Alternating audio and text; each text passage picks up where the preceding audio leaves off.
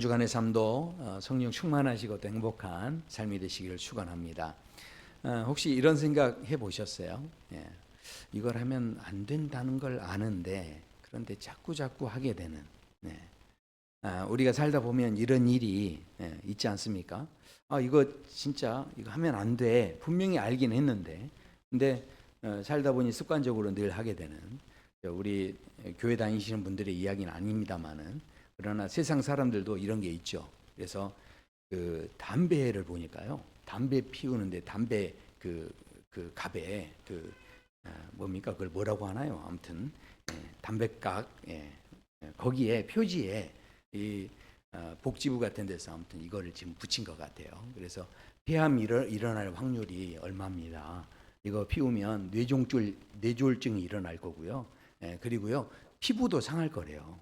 피부도 이거 얼른 노화가 급속히 이루어진다. 그리고 그 이빨도 저렇게 이제 까맣게 된다. 그러니까 이 아주 흉측한 그런 사진과 함께 이런 이제 문구들을 다 붙여 놓습니다. 자, 그러면 정말 저렇게 무시무시한 사진이 붙어 있으니까 벌써 지금 표정들이 다 안 좋으신데, 자, 그런데 생각해 보세요. 그러면 우리 흡연하시는 분들이 담배를 이거 보고 끊을까요? 스트레스 받아서 한 대 더 피운다고 그럽니다. 네. 그리고 어떤 분들은요, 오히려 그 경고 문구가 붙은 그 담배잖아요. 그러니까 어떤 사람은 다 피워서 없앤다고 또 사러 갑니다. 이게 제가 알던 예전에 그 대학 다닐 때 친구들이 뭐 그렇게 말했던 것 같아요. 다 피워서 없애버린다고, 이렇게 하면서 나쁜 거니까 자기가 다 피우겠다는 거예요. 이렇게 하면서 그렇게 이야기했던 적이 있습니다. 위험하다는 경고문이 붙었습니다. 그건 이성적으로 실은 다 아는 거죠. 그런데도 불구하고 담배를 왜 끊어버리지 못하는가? 그것은 바로 습관적으로 우리가 하던 일이 있어요. 그러니까 뭔가 내가 살아가다 보면 내 마음대로 좀 통제하고 싶은데 이게 잘 안 되니까, 그러니까 내가 늘 습관적으로 하던 건 내 마음대로 할 수 있잖아요. 그러니까 이제 내가 늘 하던 것을 못 하게 되니까 내 마음 그 스트레스가 돼서, 그래서 늘 하던 것 습관적으로. 그러니까 무슨 이야기입니까? 이성적으로는 이게 안 좋은 걸 아는데 이 감정적으로는 내 안에 있는 그 만족감이 있는, 이게 따로 작동을 하는 겁니다. 그렇다 보니까 우리가 이제 이런 현상들이 생겨지는데, 이것뿐만이 아니죠. 제가 한국 소비자원 그 조사를 봤더니 우리 대한민국 많은 사람들이요, 1월달, 2월달 되면 헬스장에 등록하는 헬스 회원권이요 급증을 한대요. 근데 3월달 되면 40%가 급감을 한답니다. 그러니까 새해가 되면 모두 다 하나같이, 야, 건강을 위해서 내가 노력해봐야지 이렇게 하면서 그냥 하면 안 되고 돈을 투자해야 돼. 그래가지고 헬스장 등록을 그랬다가 3월달 딱 되면 40%로 이게 떨어지는 거죠. 결심은 막 대단한 결심을 했습니다. 자, 그런데 행동은 뭐로 이어지는 거죠? 피곤하면 오늘만 하루 쉬자로 그냥 이어지는 거죠. 그러면서 그렇게 되는데, 운동뿐이 아니죠. 실은 제가 우리 교회에 와서 40일 그 특별 새벽 기도회를 해년마다 했습니다. 저희 교회 40일 특별 새벽 기도회 하는데요, 진짜 사람들이 진짜 그 첫 해, 두 해 됐을 때는요 엄청 많이 오셨어요. 진짜 새벽이 이게 가득 찼습니다. 새벽에 예배 시간이 얼마나 은혜로웠는지 몰라요. 그래서 그때는요 막 저기다 떡도 놓고요 막 그러면서 막 이렇게 드시게 하고 간식도 제공하고 막 이렇게 했는데, 지금 가면 갈수록 어떻게 됐을까요? 더 이상 말하지 않겠습니다. 자, 그러니까 우리 신앙 생활도 한번 생각해 보시자는 거예요. 자, 화내면 된다 안 된다? 어떻게 그렇게 잘하세요? 화내면 안 된다 너무 잘하시죠. 그래서 에베소서 4장에도 보면 분을 내어도 어떻게 해요? 죄를 짓지 말며 그렇게 말씀하죠. 그러니까 너무나 잘은 알아요. 잘은 아는데, 그런데 욱할 때가 있죠. 그러면 욱하고 나면 어떻게 됩니까? 이제 마음에 또 내가 또 화를 냈구나 하면서 이제 후회가 되는 거죠. 그러니까 왜 그런 일이 생기는지 대답은 간단합니다. 머리로 아는 것하고 가슴으로 이렇게 체험하고 깨닫는 것이 완전히 다른 차원이기 때문에 그렇습니다. 어떤 며느리가 시어머니한테 전화를 했대요. 어머니, 오늘 미세먼지 많다고 하니까 창문 열지 마세요. 황사가 있어요. 이렇게 이제 전화를 해드렸대요. 근데 이 할머니가 어떻게 했을까요? 예, 늘 하던 대로 답답하니까 문을 계속 열었어요. 예, 그렇게 하다가 이분이 호흡기 질환으로 이제 병원에 가시게 된 거예요. 병원에 갔다 온 다음에 이른 아침에 이분이 일어나자마자부터 핸드폰을 확인하면서 오늘 미세먼지 농도가 어떤지 확인했다는 거예요. 그러니까 옆에서 며느리가 이야기할 때는 들리지도 않았어요. 그런데 자기가 정작 병원에 가서 입원하고 나서부터는 시키지도 않았는데 본인이 그걸 알아서 찾았다라는 거죠. 뭐가 차이가 난 겁니까? 정보라는 게 있지만 그게 실제가 돼버린 거죠. 그래서 이게 자신의 삶에 적용이 됐다라는 겁니다. 오늘 우리가 읽었던 본문을 보면 우리가 너무 잘 아는 사건이 소개가 되는데 그것은 여리고성이 무너졌던 그런 사건입니다. 자, 그런데 여리고성이 무너졌는데 여리고에 있는 모든 사람들이 하나님의 역사에 대해서 몰랐느냐? 다 알았다라고 말씀합니다. 자, 그러니까 여호수아 2장에 이제 가보시면요, 거기에 뭐라고 되어 있냐면 이 여리고성 모든 사람들이 우리가 너희를 심히 두려워하고, 자, 이 땅 주민들이 돼 있죠. 이 땅 주민들이 다 너희 앞에서 간담이 녹았다라는 거예요. 그러니까 이 하나님의 역사에 대해서 이 사람들이 모르는 게 아니고요, 다 알았는데 왜 간담이 녹을 정도로 두려웠느냐 하면 이 홍해물을 마르게 하신 일을 알았고요, 애국 군대가 거기에 수장된 것도 다 알게 되고, 그 다음에 시온 왕과 오게이라고 하는 나라가 있는데 그 나라까지 하나님께서 진멸시켰던 그 역사들을 실은 다 듣게 됐다라는 겁니다. 그러니까 이 여리고 사람들이 그런 정보들을 다 들었는데, 그렇다 보니 어떻게까지 됐냐면 이게 마음의 두려움까지 이렇게 임하게 됐다라는 겁니다. 자, 그런데 그렇게 두려웠으면 그냥 알아서 문을 열었으면 되는데 이스라엘 사람들이 왔을 때 환영해 주지 않고 오히려 문을 막 닫았다라는 거죠. 왜 그런 일이 생겼을까요? 네, 정보로는 알았는데 아직 체험은 안 된 거죠. 자, 그런 가운데서 이 여리고성에서 라합이라고 한 여인은, 그 한 명의 여인은 전혀 다른 반응을 보였습니다. 왜냐하면 이 라합이라고 하는 여인 속에서는 뭔가 그 마음 속에서 체험이 일어난 거예요.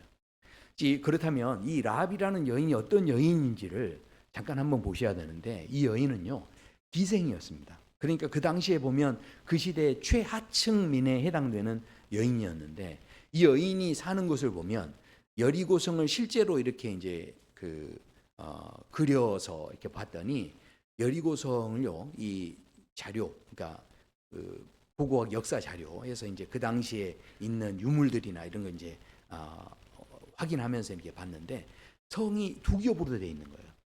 그리고 그 안에는 이제 아주 부유한 사람들이 살고요, 하층민들은 다 어디 사냐면 이 바깥 성 쪽에 이제 사는 거죠. 자, 그러니까 이 성벽에 산다 이렇게 봐도 마찬가지, 이 무방한 거죠. 그러니까 이 라합이라는 여인은 성벽 쪽에 살았던, 그러니까 그 도심 안에서 이렇게 밀려서 성벽 자락에 이렇게 살았던, 그야말로 부동산으로 치면 최악의 입지를 가지고 있는 그런 이제 상황 속에 있었다라는 거죠. 그러니까 매일 어떤 생존의 문제를 고민하는 그런 사람이었고, 더군다나 이방인이었고 하나님을 모르는 사람이었기 때문에 누구보다도 우상을 숭배하며 살던 그런 사람들인데, 이 사람들이 하나님의 그 어떤 역사에 대해서 소식을 듣고 가장 두려워하는 그 마음을 가졌던 여인은 바로 이 실은 라합이었죠. 왜냐하면 그 성에 가장 먼저 공격을 당할 수 있는 그런 위치에 있었기 때문에 그렇다라는 거죠. 한번 상상해 보십시오. 이 라합이 두려워하지 않고 막 떨지도 않았다 이런 거 전혀 아니죠. 그런데 라합이 정탐꾼이 왔을 때 그 정탐꾼들을 지붕 위로 숨겨줍니다. 왕의 군사들이 와가지고 여기도 열어봐, 저기도 열어봐 하면서 옷장도 열고 이 문도 열고 막 이렇게 하면서 다 문을 막 열 때마다 마음이 어떻겠습니까? 심장이 막 조마조마하고 막 심장이 터질 것 같은 그런 상황이 아마 됐을 거예요. 그러니까 너무너무 이제 들키면 이제 죽는 겁니다. 그리고 이건 지금 보통 문제가 아니에요. 왜냐하면 나라를 배반한 거잖아요. 그러니까 반역죄에 해당이 되는 거기 때문에 이웃 사람들이 혹시 이렇게 지켜보지 않나, 숨겨졌을 때 누가 받지 않나 이렇게 하면서 굉장히 두려워올 수 있는 이런 이제 상황이 되는 거죠. 자, 그런데 라합이 이렇게 막 혼란스러운 어떤 그런 이제 상황 속에 있었는데, 실제로 성경에 보면 하나님의 역사 속에 하나님을 대면했던 많은 사람들이요, 이런 혼란스러운 일을 다 겪었어요. 그러니까 많은 사람들이 그랬습니다, 일반적으로. 그러니까 라합만 이런 일을 겪은 게 아니었습니다. 자, 그래서 그 모세를 보면, 모세도 하나님을 만났을 때 심지어 하나님 앞에서 두려워서 그렇게 이야기하죠. 내가 누구기에 이런 사람들을 인도하겠습니까? 이런 이제 고백을 합니다. 그리고 기드온도 보면요, 내가 내 집안 중에 가장 작은 자입니다. 근데 왜 저한테 이러십니까? 그러면서 이렇게 이제 놀래가지고, 이게 지금 도대체 뭔가, 왜 나를 자꾸 부르시나, 이제 이런 생각을 가진 거죠. 이사야도 마찬가지였습니다. 하나님을 만났을 때요, 그 영에 압도당해가지고, 그래서 화로다, 내가 망하게 됐구나 하면서 깜짝 놀라서 그렇게, 나는 부정한 사람입니다, 뭐 이렇게 고백하는 그런 모습이 있었죠. 베드로 또한 마찬가지였습니다. 예수님과 함께 계실 때 몰랐는데, 생각해 보세요. 예수님을 진짜로 만나니까요, 그 마음에서 무슨 고백이 있냐면, 나는 죄인입니다, 주님 나를 떠나십시오, 이렇게 고백을 했다는 거죠. 그러니까 이 하나님의 임재, 이 하나님의 역사 앞에 제대로 딱 섰을 때는요, 모든 사람들이 다 뭔가 좀 혼란스럽고, 뭔가 자신은 이렇게 두렵고, 자신은 정말 아무것도 아닌 것 같은 이제 이런 그 고백들을 갖게 되는 거죠. 라합에게도 그런 두려움이 있었다라는 거죠. 자, 그런데 놀랍게도 그런 두려움이 이 라합이라고 하는 이 여인의 믿음의 시작이 됐다는 겁니다. 그 두려움으로 끝나지 않았다는 거예요. 그러니까 이스라엘 사람들은 그 소식을 듣고서 다 두려웠어요. 야, 이스라엘의 신이 정말 대단한가 봐 하면서 두려웠지만, 뭐 합니까? 소문으로는, 이게 정보로는 다 들었지만 문을 열지 않았어요. 그러나 라합은요, 그 정보를 자기 이야기로 바꾼 거예요. 그것을 듣고서 어떻게 하냐면 자기 것으로 만든 겁니다. 자, 그래서 라합이요, 그 10절 11절을 보시면, 여호수아서 2장에 보시면 이렇게 말씀을 해요. 거기에서 하나님 이야기를 3번이나 반복해서 합니다. 여호와께서 너희 앞에서 홍해를 마르게 하신 일과 하면서 이 하나님을 부르기 시작하죠. 하나님을 고백하는 이런 그 모습이 보여지죠. 다른 여리고 사람들은 하나님을요 부르지도 않았습니다. 근데 이 여인은 3번이나 이 하나님에 대한 언급을 이렇게 구체적으로 하면서, 하나님은 하늘과 땅에 이런 분이 안 계신다는 거예요. 야, 너무 놀라운 믿음이지 않습니까? 우리 하나님은 어떤 분이냐, 이렇게 고백했을 때, 세상에 하나님을 믿지 않던 이방 여인이, 하나님은 세상에 하늘과 땅에 이렇게 귀한 분은 없다, 이런 고백을 하는 이런 믿음의 고백이 있었다라는 겁니다. 자, 우리가요, 이 뭔가 내가 발견하고 깨닫고 이것에 대해서 고백하는 것과, 이게 그렇지 못한 게, 이게 굉장히 실은 중요한 거죠. 만약에 쓰러져 가지고 응급실에 갔어요. 근데 응급실에 갔는데 우리 환자는 암입니다. 아무리 다시 진찰을 해봐도 지금 암에 걸리셨습니다. 그런 순간 어떻게 되겠습니까? 모든 세상의 일들이요, 단 1초 만에 그동안 살아왔던 모든 삶이요, 이 내 삶의 체계가 다 바뀌는 거죠. 그렇지 않습니까? 지금 우리가요, 정보로는요 다 암이 참 무섭다, 이것에 대해서 지금 다 알고 계시죠? 근데 결국은 남 이야기예요. 근데 이것이 내 진단서가 되는 순간 어떤 일이 생길까요? 그러면요, 이게 더 이상 남 이야기가 아니죠. 이 이야기가 내 이야기가 되는 순간 내 모든 삶이요, 이제 다 바뀌는 거예요. 살아왔던 방식도 바뀌고요. 이제는 내가 뭘 하겠다고 막 발버둥 쳤던 그 모든 것들을 내려놔야 되고요. 이제 그 병을 치료하는 데만 이제 관심을 써야 하는. 그러니까 이 생각해 보세요. 이 문제가 내 문제가 됐을 때와 그렇지 않았을 때는 이게 완전히 차원이 다른 거죠. 자, 그런데 이것이 라합에게서 일어났다는 거예요. 라합이 어떤 체험을 했느냐 하면, 라합이 이 정탐꾼들을 만났을 때 이 사람들은 뭔가 다르구나, 이런 체험을 한 거예요. 자, 그래서 뭐라고 하냐면 12절에 보면, 그러므로 이제 청하노니 내가 너희를 선대하였은즉. 선대했다는 게 이 헤세드라는 말인데, 이 사랑의 약속입니다. 사랑의 약속. 그러니까 지금 자기가 선대했다는 거예요. 라합이 정탐꾼들에게 그렇게 이야기하는데, 자, 왜 이 사람들을 선대했을까요? 이 기생 라합은요, 그동안에 자기 집에 찾아왔던 남자들이 다 하나같이 자기한테 뭔가를 착취해가고 뺏어가고 뭔가 이용해 먹고 이런 사람들만 만났던 여인이에요. 그런데 정탐꾼들을 만났는데 젠틀맨을 만난 거예요.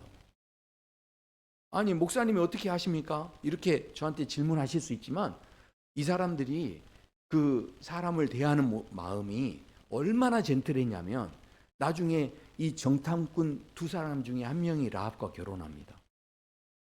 그러니까 그만큼 사람에 대해서 이 사람을 이용하겠다가 아니라 진심으로 존중하는 마음으로 대할 줄 아는 멋진 사람들이었다는 거죠. 야, 놀라지도 않으시네요. 이 정탐꾼들이 진짜 멋진 남자들이에요. 그러니까 이런 남자들을 만나니까 이 라합이 느끼게 뭡니까? 안 만나보면, 지금까지는 만나보지 않았던 남자들인 거예요. 그러니까 깜짝 놀란 거죠.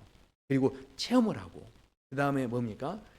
선대하였습니다. 그래서 이제 선대했다는 거예요. 선대하면서 우리에게도 선대해달라, 이렇게 이제 이야기를 합니다. 자, 두 번째로 라합이 체험했던 것이 무엇이었냐면 결국은요, 이 고백 속에서 우리가 그것을 알 수가 있어요. 13절에 보면 그리고 나의 부모와 나의 남녀 형제와 그들에게 속한 모든 사람을 살려주어 우리 목숨을 죽음에서 건져내달라, 그렇게 이야기합니다. 그러니까 증표를 요구하면서 우리 모두를 살려달라, 이제 이런 이야기를 했다는 거예요. 자, 그렇다면 이게 무슨 이야기입니까? 지금 이렇게까지 말하게 된 그 출발을 보면 라합이 하나님에 대해서, 하나님은 약속하시는 일을 반드시 이루시는구나, 이것에 대해서 정보를 안 거죠. 근데 정보를 알았는데 가만히 보니까 그렇다면 그 하나님이 함께했던 사람들을 약속대로 출애굽을 시키셔서 인도해 가시고 그 보호하시고 안전하게 홍해도 건너게 하시고 이런 하나님이라는 걸 안 거죠. 그렇다면 그런 하나님과 함께하는 사람들이 저렇게 살아났으니까 나도 그들과 함께하면 살아나겠구나, 이걸 이제 생각을 하게 된 거죠. 네, 제가 이렇게 지금 이 정보로만 이제 이야기하지 않고 이 라합이 이 체험을 했을 그 상황을 제가 지금 이야기를 해드리는 거잖아요. 그러나 지금 아멘이 안 나오세요. 근데 잘 한번 보세요. 자, 아브라함도 보면 마찬가지였어요. 아브라함도 라합과 같은 요구를 합니다. 지금 라합이 이런 막 우리를 이제 건져내달라, 증표를 보여달라, 이런 요구를 한다는 것은요, 그냥 하는 게 아니에요. 자기 안에 체험이 있지 않으면 이렇게 못합니다. 왜냐하면 아브라함을 보시면 아브라함이 소돔과 고모라를 멸한다고 하나님이 하실 때 하나님 앞에 가서 뭐라고 하냐면, 하나님, 의인과 악인을 함께 죽이시는 건 부당합니다. 그러면서 마치 하나님 앞에 따지듯이 그렇게 이야기를 했다는 거예요. 어떻게 이럴 수 있었을까요? 그것은 하나님에 대한 성품을 체험했기 때문이에요. 그러니까 자기가 이렇게 해도 하나님이 나 혼내지 않으실 것을 안 거죠. 하나님에 대한 그 마음, 하나님의 평상시의 스타일을 체험하지 않았으면 이런 말을 못 하는 거죠. 그러니까 이런 말을 했다는 것은 하나님이 어떤 분인지를 정확히 알고 있는 거죠. 하나님은 의인과 악인을 함께 멸하시는 분이 아니라는 것을 누구보다도 아브라함이 잘 알고 있는 거죠. 그러니까 지금 이렇게 이야기하는 거죠. 그러니까 라합이 고백했던 그 고백을요, 그냥 보시면 안 되고 라합이 그 마음속에서 하나님에 대한 그것을 정보로만 받지 않고 그 하나님의 고백이 하늘과 땅에 이런 분이 안 계시다, 이 고백이 자신의 마음속에 진짜 진심으로 고백하는 그 체험적인 고백이었다라는 이야기죠. 그래서 이제 이런 고백을 하게 되는데, 자, 생각해 보십시오. 그러니까 라합이 정탐꾼을 내가 도와야지 할 때 이게 돕고 싶어서 내가 결심해 가지고 도운 게 아니었다는 거예요. 먼저 뭐가 있었습니까? 하나님이 살아계신다는 것을 체험하는 마음이 있었고, 그러다 보니까 자연스러운 반응으로 누구를 이제 숨겨줍니까? 정탐꾼을 숨겨주는 자리까지 가게 된 거죠. 자, 그러니까 생각해 보세요. 이 사과나무가 있는데 이 사과나무한테 우리가 사과 좀 열어봐, 이번 올해 더 노력해야 돼, 화이팅! 이렇게 한다고 해서 사과가 더 많이 막 열매를 맺고 그러나요? 네, 감사합니다. 아니죠. 네, 사과나무는 그냥 사과나무니까 열매가 맺히는 거죠. 자, 그렇다면 생각해 보십시오. 예수님께서도 말씀하셨어요. 나는 포도나무다는 거예요. 너희는 가지라는 거죠. 자, 그렇다면 어떻습니까? 그가 내 안에, 내가 그 안에 거하면 사람이 열매를 많이 맺나니. 그러니까 우리가 뭡니까? 이 붙어 있으면요, 열매를 많이 맺는다는 거예요. 무슨 이야기죠? 내가요, 체험을 하지 않습니까?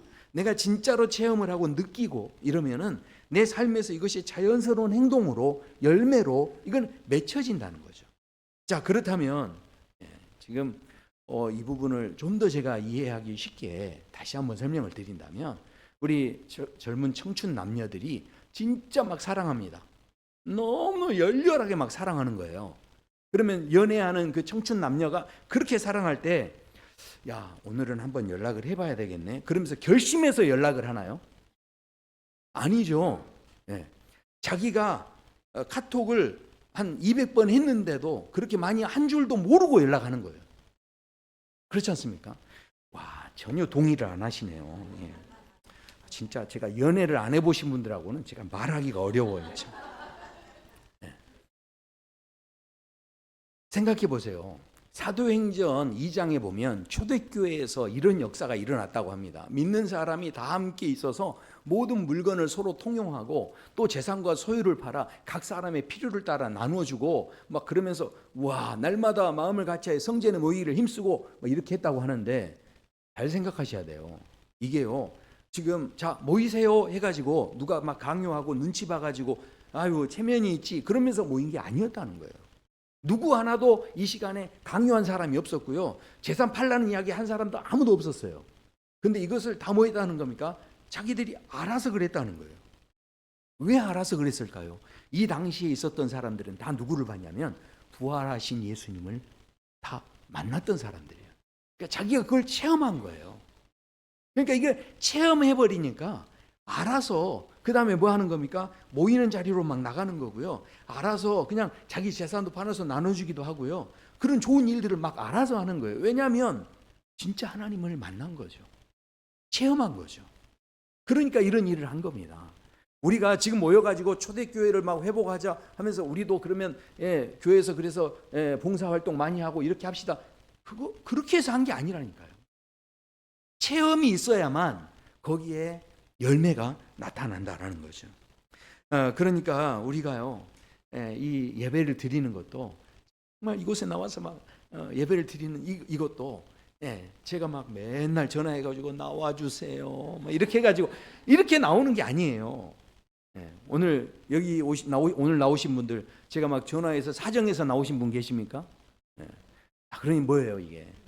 하나님을 체험했기 때문에, 하나님이 내 삶에 역사하고 있음을 알기 때문에 그래서 이 자리에 나와 있는 거죠. 자, 생각해 보십시오. 오늘 그래서 굉장히 특별한 단어가 본문에 등장을 하는데, 그것은 뭐냐면 정탐꾼을 영접할 때 평안히 영접했다. 평안하다는 거예요. 아니 이건 지금 라합이 자칫하면 이거 들키면 죽을 수 있는 상황이죠. 왕의 군사들이 와서 막 수색하고 있는 막 이런 상황입니다. 이웃들이 막 이렇게 감시 카메라로 이렇게 쳐다보고 있는 이런 상황이에요. 이게 잘못 들키면 큰일 날 수 있는 그런 상황인데 평안히 영접했다는 거예요. 라합은요, 상황이 좋기 때문에 평안한 게 아니었다는 거죠. 어쩌면 상황은 최악이었어요. 그런데 여기 보면 평안했다. 이게 무슨 이야기입니까? 평안했다라는 것은요, 무슨 이야기일까요? 자, 사람이 어떻게 평안할 수 있을까요? 평안은요, 자, 빌립보서에 보면 이렇게 말씀합니다. 그리하면 모든 지각에 뛰어난 하나님의 평강이 그리스도 예수 안에서 너희 마음과 생각을 지키시리라. 자, 그러니까 여기에 보면 모든 지각에 뛰어나다는 게 뭐냐면요, 이 우리의 이해를 초월하시는 그 하나님이시라는 이야기예요. 그러니까 우리가 이해하고 있는 것을 초월하셔서 역사하시는 그 하나님이 주시는 평강이라는 거죠.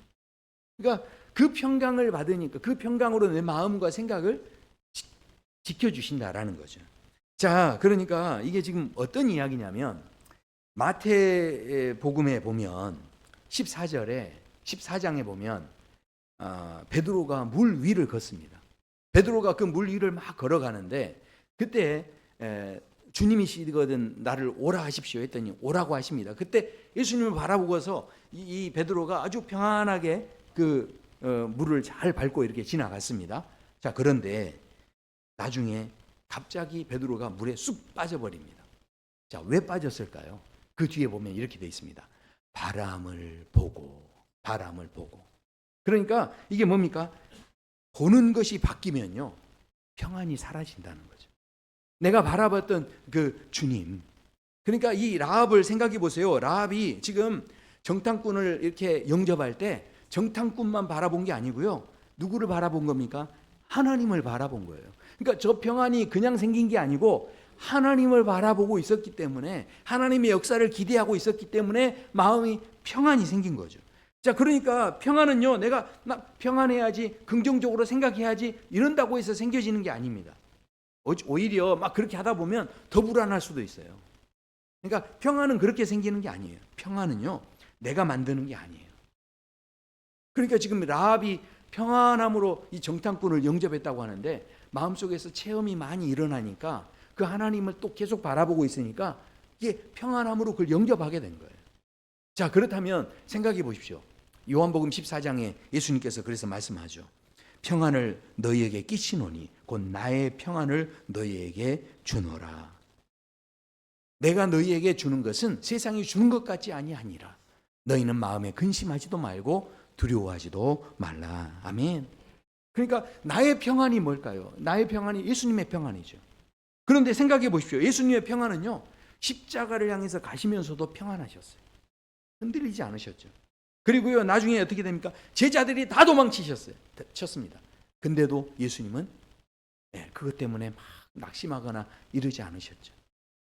그러니까 예수님의 평안을 보면요, 죽음 직전 앞에, 그 죽음 앞에서도 예수님은 평안하셨어요. 그러니까 생각해 보세요. 예수님은 그럼 왜 그렇게 평안하셨을까요? 바로 이것은 하나님의 뜻을 이루는 것이기 때문에 평안한 거예요. 이게 하나님과의 관계가 있기 때문에 평안한 거예요. 그러니까 하나님을 나의 아버지로 이렇게 좋은 관계에 있기 때문에 평안한 거죠. 그렇다면 생각해 보세요. 라합도요, 평안했다는 것은 이게 지금 뭔가 하나님의 뜻을 나도 이루어야지 이런 마음이 있었기 때문에 그 평안이 찾아온 거죠. 하나님을 바라보는 그 주목하는 그 마음이 있었기 때문에 그 평안이 온 거죠. 그러니까 자기가 만들어낸 평안이 아니고요, 하나님께서 그 평안을 주셔서 그 평안함으로 정탐꾼을 이렇게 숨겨주고 영접하는 자리까지 가게 된 거죠. 자, 그러니까 생각해 보십시오. 우리가요, 오늘 이 본문에서 눈에 띄는 이야기는 이렇게 평안하게 정탐꾼을 영접했는데 라합이, 그런데 그 말씀 전에 뭐라고 되어 있냐면 믿음으로 7일 동안 여리고를 도니 성이 무너졌다, 이렇게 말씀합니다. 그러니까 성을 7일 동안 믿음으로 돌았다라는 거예요.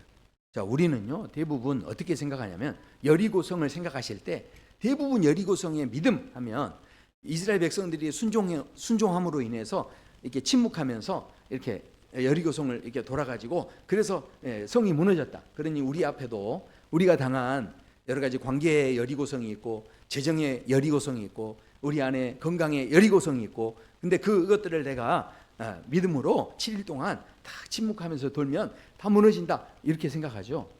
자, 그런데 너무 놀랍게도 7일이라는 그 시간이요, 이스라엘 사람들에게만 7일이 아니었어요. 라합이라는 여인이 정탐꾼을 이제 보낸 다음에, 안전하게 보낸 다음에 그 성 안에 있었을 때, 자, 이스라엘 군대가 와가지고 갑자기 성을 한 바퀴를 막 돕니다. 사람들이 생각하는 거죠. 야, 이웃 사람들이 이야기하는 거예요. 저게 뭐야? 그런데 그때 라합은요, 마음속에 침묵하고 있는 거예요. 그리고 매달아 두었던 붉은 줄을 보고 있는 거죠. 그리고요, 두 번째 날 와서 또 막 도는 거예요. 근데 그러니까 사람들이 또 내다보고서, 야, 공격은 안 하고 왜 저렇게 돌기만 하냐? 그러면서 그렇게 이제 하고 있는 거죠. 이상하다 그러고 있는데, 그때 라합은요, 그 사람들하고 말을 섞지 않고 침묵하고 있는 거예요. 하나님께서 뭔가를 이루시는구나. 세 번째 날, 네 번째 날 계속해서 이렇게 돌 때 아마 가족들이 그럴 수 있어요. 그렇잖아요. 함께 있었던 가족들이, 야, 라합아, 너 속은 것 같아. 야, 이거 뭐 붉은 줄 이거가 뭘 하겠냐? 이스라엘 백성들 저렇게 돌기만 하지 뭐 대단한 거 하는 것도 아닌데. 그러면서 아마 그렇게 주변 사람들이 이야기했을 거예요. 그러면 그때 라합이요 어떻게 했을까요? 붉은 줄을 그냥 아유 쓸데없는 짓 했나 보다 풀어버리지 않았어요. 끝까지 그 붉은 줄을 매달아 두고 침묵한 거죠. 그러니까요 우리는 이스라엘 백성만 여리고성을 돌았다고 생각하는데 여리고성을 돌지는 않았지만 그 성벽에서 붉은 줄을 매달아 놓고 7일 동안 침묵하며 기다림의 시간을 가졌던 라합이라는 여인이 있었다는 거예요. 그런데 그 여인을 하나님께서 그 7일 동안에 뭐하게 한 겁니까? 하나님을 체험했던 것을 이렇게 붙잡는 시간으로 그 시간을 주신 거죠. 자, 그러니까 이 히브리서가 시작될 때 1장 11절에 말씀하죠. 믿음은 바라는 것들의 실상이다라고 말씀하는데요. 이 실상이 뭐뭐 아래 서 있다는 거예요. 기초 아래 서 있다는 겁니다. 그러니까 지난주에도 제가 말씀드렸죠. 믿음은 불가능을 가능으로 막 만드는 것, 이게 믿음이 아니에요. 그것은 어쩌면 나의 신념일 수 있습니다. 근데 그것을 가능하게 하는 건 뭡니까? 바로 믿음은 하나님이 이루시는 것을 받아들이는 거죠. 이 궁극적으로 보면 믿음이 바로 그게 믿음이에요. 그러니까 지금 하나님께서 이루시는 그 실상이 있어요. 그 실상을 내가 받아들이는 거예요. 그분이 이루신 일 속에 내가 참여하는 거고요. 그게 바로 믿음이다라는 거죠. 그래서요, 생각해 보십시오. 믿음은 절대로 내가 만드는 게 아닙니다. 이미 있는 것을 붙잡는 거죠. 그래서 이 약속을 붙잡고서 붉은 줄의 약속을 붙잡고 끝까지 침묵하며 기다렸던 라합. 결국은 마지막 날 어떻게 됩니까? 그 여리고성이 확 무너지게 되죠. 그렇게 무너졌을 때 다 무너졌는데 어떻습니까? 여리고성이 다 망했습니다. 그 사람들이 정보를 몰랐습니까? 다 알았습니다. 하나님이 어떤 분인지 다 들었습니다. 그러나 그것에 대해서 자신의 것으로 체험하고 그것을 붙잡았던 그 여인의 집만은 무너지지 않고 나머지는 다 무너지게 되어지는, 망하게 되는 이런 현상이 있었다라는 것이죠. 우리가 뉴스에 보면 가끔 광고에 아프리카의 그 어린이들이 굶어 죽는다는 막 이렇게 광고들이 나오잖아요. 그러면 아유, 그거 보면서 어떻게 합니까? 아유, 참 불쌍하다 이렇게 하면서 어떻게 하죠? 채널 또 다른 데로 돌리죠 또. 아니 너무 많이 나오니까 이렇게. 그러니까 하도 나오니까 그렇죠. 어떻게 잘 아시네요. 그러니까 이제 그러면 다른 데로 채널 돌리잖아요. 자, 그런데 생각해 보십시오. 만약에 내 자식이 그렇게 굶는다면, 그러면요 세상 뒤집어지는 거죠. 어떻게든 가서 내 자식이 저렇게 만약에 어디 타지에 가서 굶는다면 어떻게 하겠습니까? 비행기 타고 가서라도 어찌됐든 막 도와주려고 하지 않겠습니까? 자, 그러니까요 뭡니까? 정보로 아는 것과 이 내 문제로 이것을 체험해서 아는 것은 이렇게 차이가 큰 거예요. 그러니까 생각해 보십시오. 골로새서 1장에 보면 우리에게 말씀하세요. 그가 우리를 흑암의 권세에서 건져내사, 너희가 앞으로 믿음 생활 잘하면 건져낼 것이다. 미래형이 아니에요. 건져내사는 이미 이루셨다는 거죠. 하나님께서 이루신 일이 있다는 거예요. 그 일이 무엇입니까? 그의 사랑의 아들의 나라로 옮기셨으니. 그러니까 그것이 과거형이에요. 이미 이루신 일이에요. 중요한 것은 그 이루신 이야기를 우리에게 이미 다 주셨는데 정보를 우리가 이미 다 가지고 있는 거죠. 홍해가 갈라진 것을 정보로 다 가지고 있는 거죠. 그런데 그것을 정보로 받은 사람들이 정보로만 그냥 끝나고 마느냐, 아니면 이것을 내 것으로 만드는 시간들이 필요하냐는 거죠. 라합은요 그것을 가지고 자신의 것으로 만들었고 그 체험을 가지고요 붉은 줄을 매달아 붙잡고서 그것을 가지고 기다리는 시간을 가졌던 거죠. 그 모든 상황 속에서 이것이 결국 여리고성이 무너지는 가운데 자기 집만 무너지지 않고 자기들만 구원을 받는 이 놀라운 경험을 한 거예요. 진짜 체험을 한 거죠. 홍해의 기적은 남 이야기였지만 여리고성이 무너질 때 자기가 구원받는 건 누구 이야기입니까? 내 이야기를 체험해버린 거예요. 지금 성경에 보면 갈라디아서 말씀에도 내가 그리스도와 함께 십자가에 못 박혔다라는 거예요. 우리의 모든 옛사람이 못 박혔다라고 분명히 선언해 주십니다. 그리고 우리에게 뭐라고 합니까? 창세 전에 그리스도 안에서 우리를 택하셨다라고 말씀합니다. 그러니까 우리가요 노력하기 전에, 내가 믿기 전부터 하나님이 우리를 선택하셨다. 근데 그게 정보로 주어졌지만 끝까지 거절하는 사람이 있고요, 그것에 대해서 내 것으로 받아들이는 사람이 있다는 거예요. 그러니까 이게 믿음으로 이것을 받는 것이 이게 얼마나 중요하냐는 거죠. 하나님께서 나를 이미 선택하신 줄로 믿습니다. 그것을 정보로만 아는 것은 아무 의미가 없는 거예요. 그러나 그것을 체험으로 내가 붙잡고서 내가 지금 당장에는 뭔가 대단한 일이 없는 것 같지만 주변 사람들이 뭐 쑥덕거리더라도 상관없이 아니 하나님이 살아계신다며 근데 왜 아직도 그 모양이야? 이런 이야기가 들려도 그래도요 붉은 줄을 끝까지 포기하지 않고 그것을 붙잡고 가다 보면 하나님께서 내 안에서 뭔가 체험하게 하시는 역사를 우리가 경험하게 된다라는 것입니다. 그 체험이 있는 사람은요 새벽 기도 나가는 것도 부담스럽지 않아요. 그냥 즐겁게 나가는 겁니다. 향유옥합을 깨트리는 거요 부담스럽지 않아요. 자연스럽게 되는 겁니다.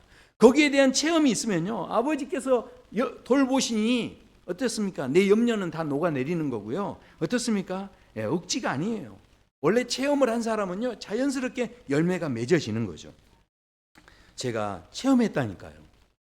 제가 눈이 안 좋아졌어요.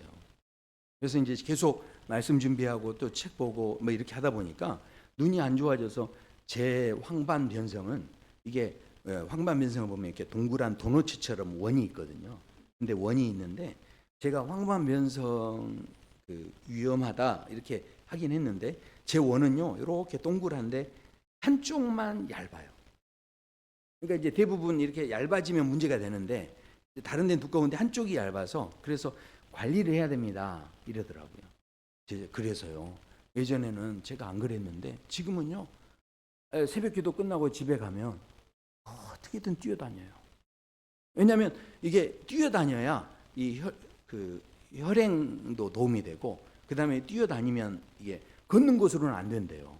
이게 자꾸 뛰어다녀야 이게 혈압, 고혈압 이것도 좀 낮춰지고 그러면 눈에요 이 압력이 덜하는 거예요. 그러니까 그러니까 눈을 이게 잘 관리하려면 뭐 먹는 것도 영양제, 눈 영양제나 이런 거 먹는 거 중요하지만 이게 잘 뛰어다녀야 돼요. 저는 예전에 보면서 어떤 분이 갑자기 시력이 상실됐다고 그래서 제가 그 뒤로 이 넥타이를 잘 안 하거든요. 근데 그 상실된 원인이 뭐냐면 어떤 비즈니스맨인데 늘 넥타이를 이렇게 꽉 조여맸더니 이게 이제 압이 올라가는 거예요. 그러니까 이제 그러면서 이 안압이 계속 높아지다 보니까 시력이 이게 영향을 받는 거예요. 그래서 제가 실은 주일에만 제가 이렇게 하는 거지 새벽 기도에는 제가 이 넥타이를 풀러요. 왜냐면 제가 좀 목이 약간 두꺼워가지고요. 이렇게 쫄라매면 힘듭니다, 제가. 네. 그러니까 생각해 보세요. 그렇게 뛰라고 해도 안 뛰었는데 제가 직접 이게 문제가 되니까 그러니까 좀 게을러지고 싶어도 그래도 뛰어야 돼. 네. 이런 마음이 되는 거예요. 생각해 보세요. 제가 그냥 비유로 말씀드린 겁니다. 우리가요 신앙생활이 마찬가지라는 거죠. 신앙생활에 왜 내 삶은 변화가 없을까요? 아니요. 지금 주신 말씀은 너무 많은데 그 말씀이 아직도 정보로만 듣고 있는 거예요. 이것을요 내 말씀으로 품는 시간이 필요하고요. 라합은 그 하나님을요 자기 하나님으로 품는 시간을 가진 거예요. 그렇기 때문에 자연스럽게 이 정탐꾼을 숨겨줄 수 있는 자리까지 이게 행동으로 그냥 나온 거예요. 자연스럽게. 이게 다 나온 거예요. 7일이라는 그 기다림의 시간을 견디게 되는 거죠. 우리가 그렇다면 라합과 같은 그런 체험을 위해서 우리에게 필요한 게 뭐겠습니까? 결국은요 바라보는 게 얼마나 중요한지 모릅니다. 히브리서 12장에 말씀합니다. 믿음의 주요 또 온전케 하시는 이인 예수를 바라보자. 우리를 온전케 하실 수 있는 분이 누구시냐면 예수님이시래요. 그렇다면 우리가 끊임없이 뭐 해야 됩니까? 아니요 저 사람이 얼마나 부족한지 절대로 남 바라보지 마시고요. 그다음에 자꾸 거울 보면서 나 바라보지 마시고요. 우리는 누구 바라봐야 됩니까? 나를 온전케 하시는 이인 예수님을 바라보는 거죠. 그리고요 두 번째는요 선포하는 게 중요해요. 선포하는 게. 그래서 로마서 10장에 보면 사람이 마음으로 믿어 의에 이르고 입으로 시인하여 구원에 이르느니라. 저희가 이게 생명선언을 주일마다 이게 하지 않습니까? 주일마다 하는데 제가 알고 있어요. 이거 제가 선포하자고 할 때 나는 예수님과 함께 십자가에 못 박혀 죽었고 막 이렇게 하는데 그런데 이거 할 때마다 막 큰 소리로 하시는 분이 있고요. 옆에 사람이 큰 소리를 하니까 묻어가시는 분이 계세요. 근데 이게요, 선포를 이게 자꾸 하지 않습니까? 그러면 어떻습니까? 우리 성도님들 보면 지금 신앙생활 어느 정도 하신 분들은 막 뭐가 그릇이 깨지거나 뭐 갑자기 뭐 급작스럽게 어떤 일이 생기면 어떻게 합니까? 주여 그러잖아요. 기도하면서 주여를 얼마나 많이 했기 때문에 이게 주여 하는 거예요. 근데 세상 사람들은 뭐 합니까? 아버지, 엄마 뭐 이러잖아요. 그러니까요, 우리가요, 이 말로 고백한다는 게 이게 굉장히 중요한 거예요. 결정적인 순간에요, 이 고백이 나온다니까요. 그러니까 이 고백과 선포, 내가 말 한마디가 인생을 바꿀 수 있고요. 자꾸 고백을 하다 보면요, 그게 내 정체성이 되는 거죠. 그러니까 이 말이 너무 중요한 거예요. 그래서 이 선포한다는 게 중요한 거죠. 세 번째는 머무는 겁니다. 머무는 것. 아까 말씀드렸듯이 내 안에 거하라. 내가 너희 안에 거하리라. 무슨 이야기입니까? 신앙은 노력해서 되는 문제가 아니고 뭡니까? 자꾸 노력해서 되는 거, 애써서 되는 게 아니에요. 우리는요, 그래서 어찌됐든 뭐합니까? 말씀 들려지는 자리로 자꾸 다가서고요. 그 안에 머물고요. 기도하는 자리로 자꾸 머물고요. 예배하는 자리에 머물고요. 감사합니다. 아멘 했으니까 이제 끝낼게요, 그냥. 그러니까 머물다 보면 열매가 나타나게 될 줄로 믿습니다. 사랑하는 성도 여러분, 우리는 라합과 다르지 않습니다. 우리도요, 두려울 때가 있고요. 우리도요, 연약해서 넘어질 때 있고요. 라합처럼 부족한 그런 모습이 있습니다. 의심할 때도 있어요. 그런데 하나님께서 라합에게 야, 너 완벽한 믿음을 가져, 이렇게 하지 않으셨어요. 야, 너 정말 큰 용기를 가져야 내가 너를 구해준다, 이렇게 하지 않으셨습니다. 그냥 그 여인이 하나님은, 여호와는 하나님이시다, 이 고백이 되었을 때 그 고백의 씨앗을 갖고 있는 그 여인에게, 정탐꾼들이 다른 많은 집도 갈 수 있었지 않습니까? 근데 왜 하필이면 그 집을 갔겠습니까? 바로 여호와는 하나님이다, 이 고백을 했던 여인의 집 속으로 이 정탐꾼들을 보내게 하시고 만나게 하시고 그 안에서 새로운 약속을 잡게 하시고 그 약속을 이루는 것을 막 기다리고 품게 하시고, 결국은 홍해를 가르는 이야기는 남의 이야기였는데 바로 여리고가 무너지는 가운데 구원받은 이야기는 누구의 이야기가 된 겁니까? 라합의 이야기가 되어지는, 그 사건의 주인공이 되어지는 그런 놀라운 역사가 그녀 안 속에, 그녀의 삶 속에 있었다라는 거죠. 우리 성도 여러분의 삶이요, 그런 놀라운 간증의 주인공들이 되어지시기를 소원합니다. 이 라합은 정말 천한 자리에 있었지만, 그러나 이 상황을 통해서 결국은 기생의 자리에서 믿음의 조상이 되는 자리로, 이방인의 자리에 있었지만 예수 그리스도의 족보에 그 이름을 올리는 그런 놀라운 은혜의 자리에 서게 됐습니다. 오늘 우리에게 주시는 이 말씀들을 다시 한번 붙잡으시고 내 안에서 체험되어지는 그런 살아있는 말씀으로 역사하게 되기를 소원합니다. 우리 함께 찬양하시죠.